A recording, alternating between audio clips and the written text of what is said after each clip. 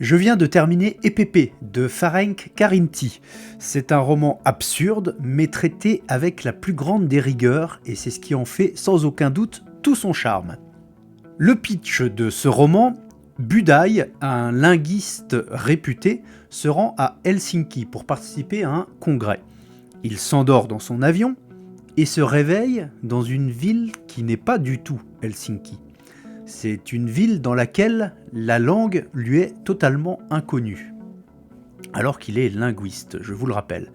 Il a beau user de toutes ses connaissances de linguiste, il n'arrive malgré tout pas à déchiffrer un traître mot de ce qui est écrit autour de lui ou de ce qu'on lui dit.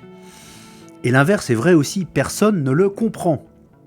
Et s'ensuit donc la quête de cet homme très cartésien pour retourner chez lui.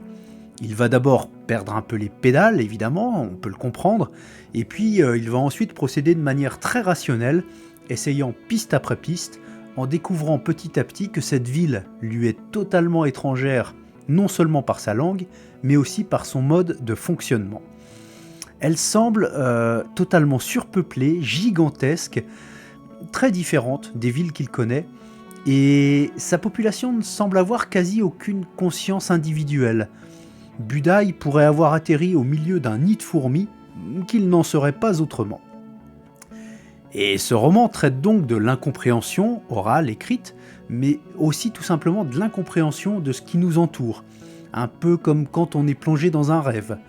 Il traite aussi de la solitude, de l'éloignement des siens, de la nécessité de s'attacher à quelque chose ou à quelqu'un, fût-il lui aussi totalement étrange.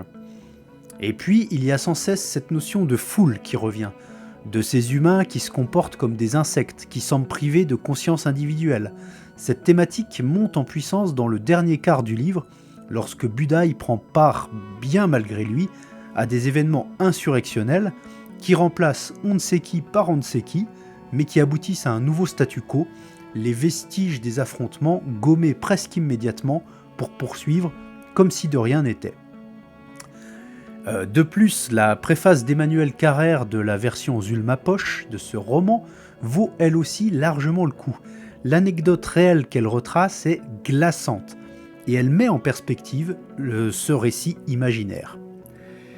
Écrit dans les années 70 par un auteur hongrois, Ferenc Karinti donc, eh bien ce roman traite d'une manière très sérieuse cette sorte de fable tragicomique qu'on pourrait voir aussi comme un pastiche de l'État soviétique.